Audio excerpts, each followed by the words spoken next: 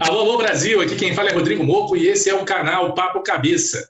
Hoje, fechando a nossa semana de psicologia, eu recebo aqui o meu grande amigo José Augusto, que também é especialista em logoterapia, assim como eu, estudamos juntos, mas ele vem falar de uma outra linha da psicologia hoje, que é a psicologia existencial humanista, contextualizando para a gente do que se trata e apresentando também como a discussão está nos dias atuais.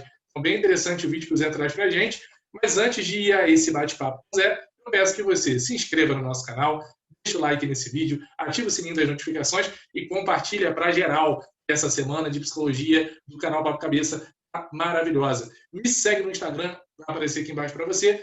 E é isso, gente. Papo Cabeça com José Augusto, sobre psicologia existencial humanista.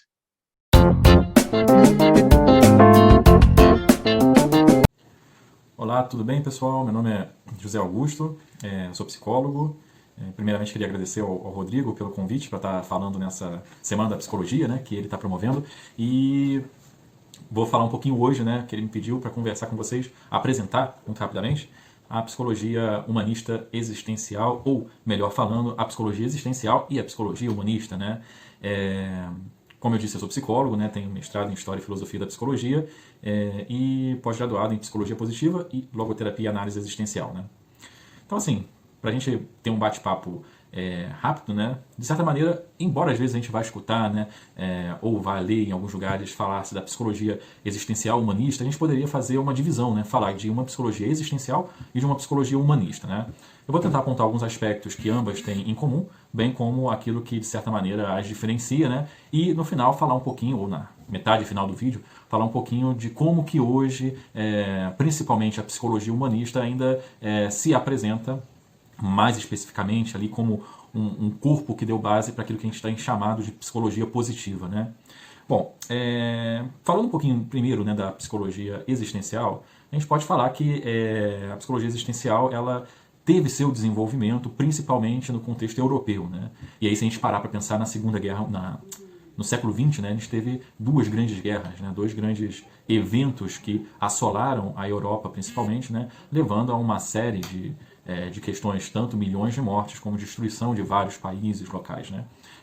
Surgiu aí dentro desse contexto uma série de reflexões pensando sobre essa realidade do homem, né, essa existência humana.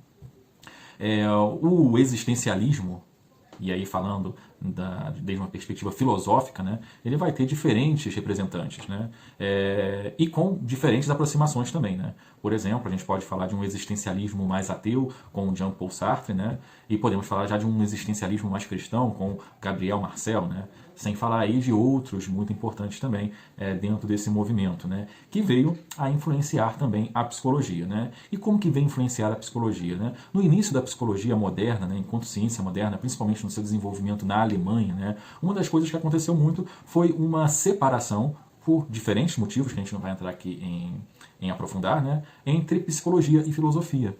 Uma separação que eu particularmente acho muito negativa, né? Mas que tem ecos até hoje, de certa maneira, né? Por exemplo, na formação, às vezes, do psicólogo, ainda que a gente tenha algumas matérias filosóficas, isso fica um pouco em detrimento, né?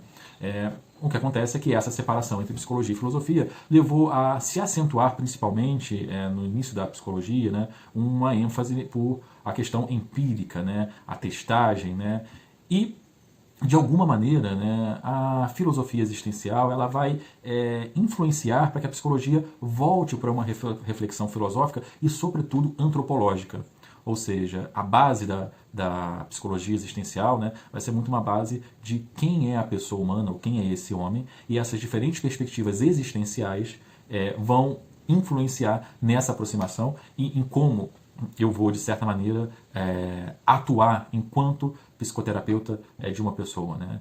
Então, por exemplo, a gente teve as filosofias existenciais, né, com uma visão um pouco mais, vamos botar assim, fatalista da existência, né?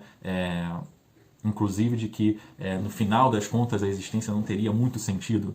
E nós já temos outras perspectivas, filosofias existenciais que vão trazer que sim, existe um sentido para a existência, existe um sentido para a vida, né, de uma maneira geral, né? Então esse diálogo com a antropologia é muito grande na psicologia existencial, né? Essa visão de mundo e visão de pessoa que vai influenciar muito na prática terapêutica. e, de alguma maneira, um movimento com múltiplos representantes que vão estar sendo os principais nomes, né?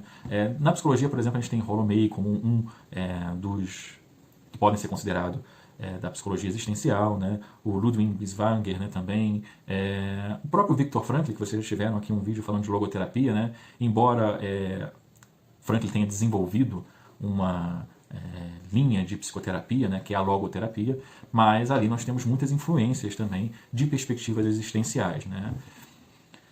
Bom, mas a gente pode falar também de uma psicologia humanista, né? Muitas vezes alguns autores vão associar a psicologia humanista a um desenvolvimento no contexto americano, né? No contexto dos Estados Unidos. A psicologia humanista que vai ter o seu desenvolvimento ali na segunda metade do século XX, né, década de 50, 60, né, ela vem como uma resposta, de certa maneira, a um contexto da psicologia naquele momento muito influenciado por duas grandes correntes de psicologia e psicoterapia, que era a psicanálise e o behaviorismo, né, o comportamentalismo, né. E aí é interessante pensar que tanto a psicanálise como o comportamentalismo traziam uma visão de pessoa humana, uma visão do funcionamento mental humano, que a psicologia humanista vai bater de frente. Então, por exemplo, a psicologia humanista ela vai avaliar que tanto a psicanálise como o behaviorismo, o comportamentalismo, tinham uma aproximação determinista da realidade humana, tinham uma aproximação, e aí sobretudo a psicanálise, que enfatizava o poder do inconsciente e o papel do inconsciente em detrimento ao consciente. E tudo isso é visto pela psicologia humanista com certa desconfiança. A psicologia humanista ela vai enfatizar o papel da consciência, o papel proativo da pessoa, o papel de uma característica da pessoa como sendo livre. Vai trazer também a ideia de uma natureza humana, da existência de uma natureza humana, que inclusive no existencialismo, principalmente influenciado por Sartre, né? Nós não temos, né, o que a gente tem, por exemplo, em Sartre, é que, na realidade, a existência ela vai ser o grande aspecto ali, né? A existência precede a essência, né? Então, os humanistas eles já vão acreditar que existe uma essência, ou melhor dizendo, uma natureza humana, né? Grandes nomes da psicologia humanista que nós temos, por exemplo, Carl Rogers, que desenvolveu, né, a psicoterapia centrada na pessoa, né? Também a gente tem Abraham Maslow, né, que, por exemplo, é muito conhecido pela pirâmide de Maslow, que fala sobre as motivações humanas, né, uma teoria das motivações humanas. Então, a psicologia humanista, né, que se desenvolveu nesse momento do século XX, surge como, alguns vão chamar, uma terceira onda da psicologia, se contrapondo à psicanálise e ao behaviorismo, né? É claro que a psicologia humanista ela buscava, ao mesmo tempo que se adequar ao... Bom, a psicologia humanista, né, ela buscava se adequar também, né, à ideia de uma psicologia científica, ainda que tivesse grandes dificuldades, porque a sua aproximação da realidade da pessoa humana, né, trazia alguns impasses com a lógica empirista ou mais positivista da psicologia daquele momento, né. Então, como levar em consideração os aspectos individuais, particulares de cada pessoa e, ao mesmo tempo, as generalizações e as buscas, por exemplo, de padrões, né, que a psicologia queria, né. Então, são desafios que a psicologia humanista encontrou, e para alguns uma crítica que é feita à psicologia humanista de que ela abriu mão dessa cientificidade e por isso não deveria ser levado tanto a sério, né? Crítica que acho devemos olhar com muito cuidado, porque talvez não demonstre de maneira adequada toda a construção feita pela psicologia humanista, né? É claro que a gente está falando aqui de psicologia existencial, psicologia humanista, existem pontos de diferença, existem pontos em comum. Um ponto em comum muito grande, né, é a metodologia, né, o método fenomenológico que perpassa as duas, né, essa forma de aproximação e busca pelo conhecimento. Então esse é um elemento comum às duas, e isso até influenciou para que se surgisse posteriormente o que a gente chama de psicoterapia existencial humanista, que vai trazer aspectos de ambas as vertentes, né, tanto da psicologia humanista como da psicologia existencial, para a prática clínica, né? Por exemplo, uma prática clínica mais ativa por parte do psicoterapeuta, né? Mais interventiva e atuante no processo terapêutico, não tão como na psicanálise, onde muitas vezes você tem ali uma atitude mais de não seria passividade, mas de menos interferência, né? O que a psicoterapia humanista existencial ou existencial humanista já não vai ter tanto, né? Já vai ter uma atuação do psicólogo ali no processo terapêutico, de falar mais, né? De intervir mais. É um exemplo, né? que eu queria dar, né? Hoje em dia a gente tem falado que quase que, entre aspas, para alguns, uma evolução da psicologia humanista seria a psicologia positiva, né? De fato, a psicologia positiva, que é um movimento que surgiu ali no final do século XX, né, no começo do século XXI, traz muitas das ideias humanistas, né? Uma principal, que eu não falei, mas que eu acho muito interessante, é uma perspectiva positiva da natureza humana e das potencialidades humanas.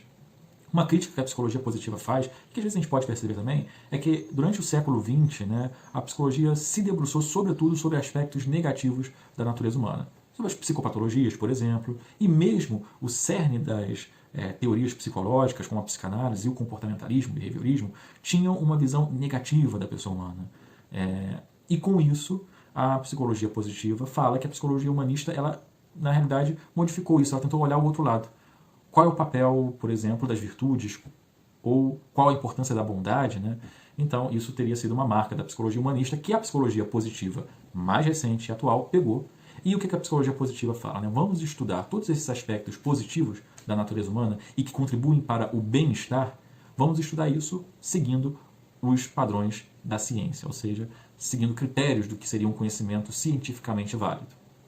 O principal nome da psicologia positiva, um dos principais nomes, é o Martin Seligman, e que vem desenvolvendo, desde lá do ano 2000, uma série de pesquisas e criando como se fosse um novo campo da psicologia que abrange uma série de conhecimentos em diversos âmbitos, né? Hoje a gente já tem ideias da psicologia positiva que dialogam com a neurociência, com a psiquiatria, com a sociologia e também com a filosofia, num vasto campo de investigação sobre aquilo que contribui para o florescimento ou o desenvolvimento da pessoa humana, né? Então, vamos falar que a gente poderia dizer que, atualmente, um dos principais representantes do que seria a psicologia humanista, ainda que com algumas diferenças, é a psicologia positiva. Bom, acho que teria muita coisa para falar ainda, né? Espero que esse pequeno vídeo tenha servido aí para aguçar o interesse, né, daqueles que querem buscar e entender mais sobre essas diferentes áreas que foram faladas aqui hoje. Tá certo? Muito obrigado, Rodrigo, novamente, e um feliz dia do psicólogo já passou, mas para todos os psicólogos e profissionais da psicologia. Um abraço.